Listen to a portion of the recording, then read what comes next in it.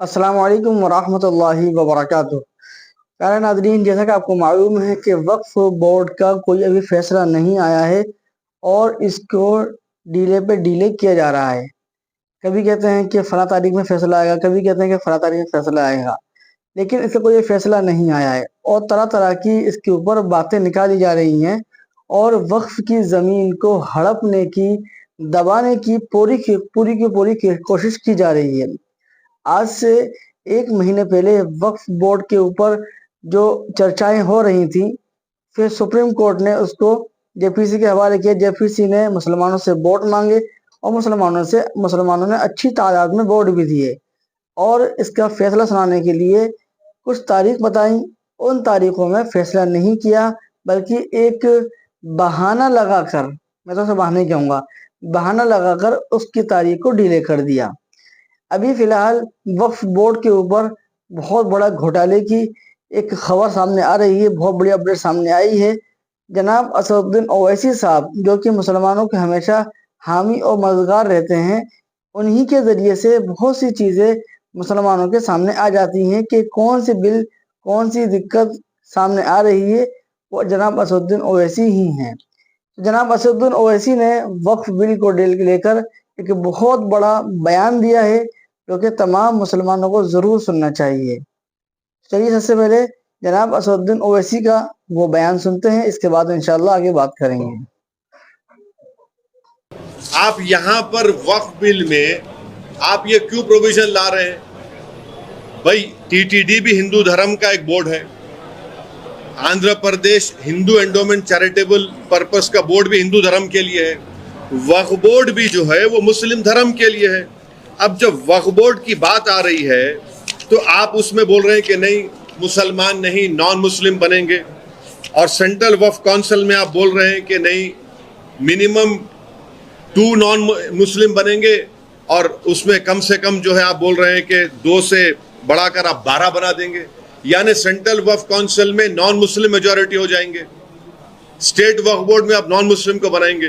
तो ये पैरिटी होना चाहिए ना भाई। जब टीटीडी बहुत बड़ा हिंदू धर्म का एक वो मरकज है, वहां पर आपके ट्रस्टीज कोई मुसलमान नहीं हो सकता है, नॉन हिंदू नहीं हो सकता है, वक्फ बोर्ड में कैसे नॉन मुस्लिम मेंबर बनेगा? अब तो चेयरमैन साहब ये कह रहे हैं कि जो एम्प्लॉइज हैं, एम्प्लॉइज भी हिंदू धर्म के होना चाहिए। और आपके देखने वालों को आपको समझने की जरूरत है कि भारत के संविधान में आर्टिकल 25 में हिंदू धर्म का मतलब क्या है? जो हिंदू है, सिख है और आपके बौद्ध मजहब का है और जैन है। मगर यहां पर किसको बनाया जाएगा? सिर्फ हिंदू धर्म के मानने वालों को बनाया जाएगा। और ना सिर्फ ये बल्कि काशी विश्वनाथ का बोर्ड है, उसमें लिखा गया है कि पूरे कमिश्नर सब लोग हिंदू धर्म के होने चाहिए। उसमें अच्छा, आंध्र प्रदेश के एंडोमेंट बोर्ड में, काशी विश्वनाथ के एंडोमेंट बोर्ड में, तेलंगाना के एंडोमेंट बोर्ड में, उड़ीसा के हिंदू एंडोमेंट बोर्ड में, तमिलनाडु के हिंदू एंडोमेंट बोर्ड लिखा गया कि अगर कोई भी कमिश्नर, असिस्टेंट कमिश्नर हिंदू धर्म को छोड़ देगा तो उसको निकाल दिया जाएगा। वहां पर आप अपने धर्म के लोगों को बना रहे हैं, हमको कोई आपत्ति नहीं है, बहुत अच्छा है, क्योंकि आपका धर्म है, आप बेहतर जानते हैं। हमारे धर्म के मामले में आप क्यों आ रहे हैं?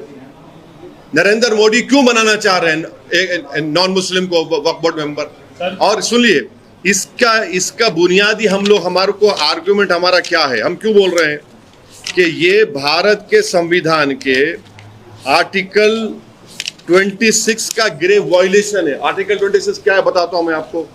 Article 26 guarantees freedom to marry religious affairs of every religious denominations of section thereof।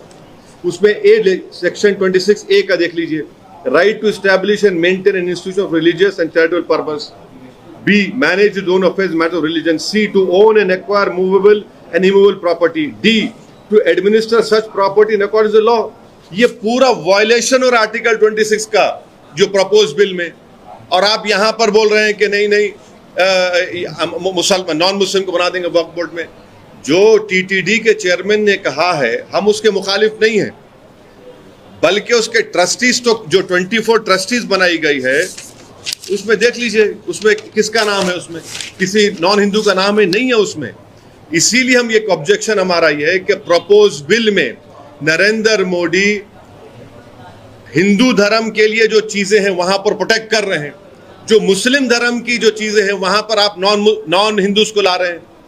क्यों ला रहे हैं बता रहा हूं, इसलिए ला रहे हैं कि वक्फ बोर्ड के एक्ट में 5 साल का डायरेक्ट मैनेजमेंट का प्रोविजन है। तो नरेंद्र मोदी एक तो कलेक्टर को पावर्स दे रहे हैं, दूसरा सीईओ जो होगा मुसलमान नहीं होगा, वो भी बिल में है। 5 साल का डायरेक्ट मैनेजमेंट लेकर आप पूरे वक्फ बोर्ड को बर्बाद करना चाहते हैं। आप मुसलमानों की मस्जिदों को, मुसलमानों की दरगाहों को, खानखाहों को, उस जमीनों को हासिल करना चाह रहे हैं। तो वक्फ जो बिल लाया नरेंद्र मोदी ने लाया है वो वक्फ को बचाने के लिए नहीं लाया है, वक्फ को बचाने के लिए नहीं बल्कि वक्फ को लूटने के लिए लाए हैं। जिस जमीन का मालिक अल्लाह है, नरेंद्र मोदी कह रहे कि नहीं उसका मालिक मैं होऊंगा और कलेक्टर मेरा नायब होगा वहां पर।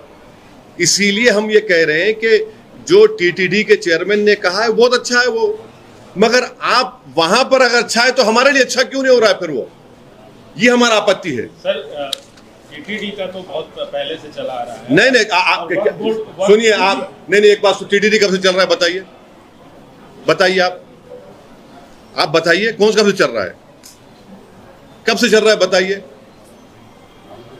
वह सुनिए, दुनिया में दान का कॉन्सेप्ट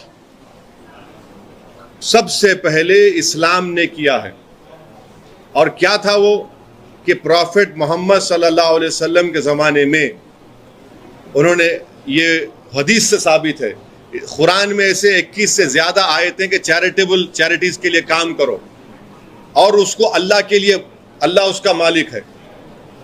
आप लोगों को, देश की जनता को नरेंद्र मोदी आरएसएस ने ये वहम फैला दिया कि जहां पर वक्फ बोर्ड उंगली रख देगा वक्फ की प्रॉपर्टी हो जाएगी, जहां पर कोई नमाज पढ़ लेगा वक्फ की प्रॉपर्टी। ऐसा नहीं है, ऐसा नहीं, सुनिए हमारी बात, ऐसा बिल्कुल नहीं है।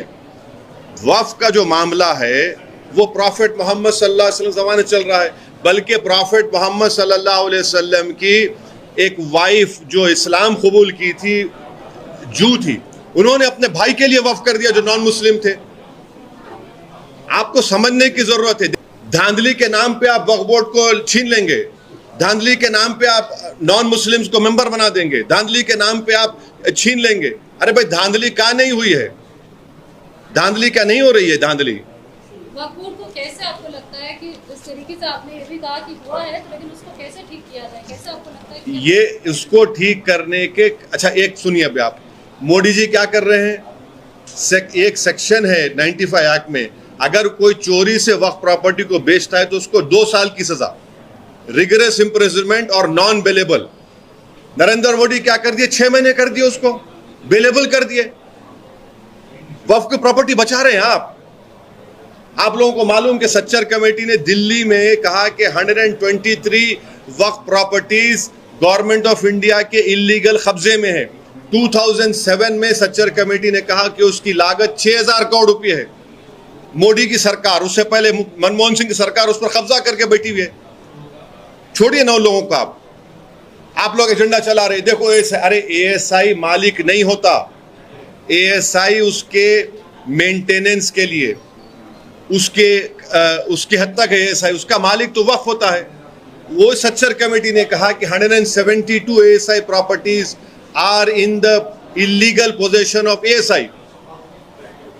यही तो हम बता रहे हैं, अगर हिंदू एंडोमेंट के लिए कोई बात अच्छी है तो मुस्लिम धर्म के लिए क्यों अच्छी नहीं होगी। आपको मालूम महाराष्ट्र में पंढरपुर एक बहुत बड़ी मंदिर है, पंढरपुर, वहां का कोई भी ट्रस्टी नॉन हिंदू नहीं हो सकता है। सेक्शन 22 पढ़ लो पंढरपुर ट्रस्ट एक्ट का। ये जो कानून ला रहे हैं ये वक्फ को बचाने के लिए नहीं ला रहे नरेंद्र मोदी। नरेंद्र मोदी इस कानून से आरएसएस के एजेंडे को पूरा करना चाहते हैं। 6 दिसंबर को तो आपने मस्जिद को शहीद कर दिया था, अब आप कानून के जरिए से कलेक्टर को इस्तेमाल करके बोल देंगे कि नहीं नहीं ये प्रॉपर्टी वक्फ की नहीं है। यही तो हम बता रहे हैं, इनकी नीयत साफ नहीं है नरेंद्र मोदी की। कल जब ये बिल लेकर आएंगे पार्लियामेंट में तो बोलेंगे देखो मुसलमानों से हमने उनकी मस्जिद छीन ली, हमने दरगाह छीन ली उन लोगों से, हमने। तो देखा आप लोगों ने कि जनाब असदुद्दीन ओवैसी साहब ने कितना ही शानदार बयान दिया है वक्फ बिल के ताल्लुक से। आपकी क्या राय है वक्फ बिल के ताल्लुक से, हमें कमेंट सेक्शन में कमेंट करके जरूर बताएं। और अपनी इस वक्फ की ज़मीन के लिए खूब दुआएं करें कि अल्लाह रब्बुल आलमीन हमारे वक्फ की ज़मीन को हमारे हवाले कर दिए ताकि हम वक्फ की ज़मीन को तेरे लिए इस्तेमाल कर सकें। मिलते हैं किसी नई अपडेट के साथ। अस्सलामु अलैकुम वरहमतुल्लाहि वबरकातुहू।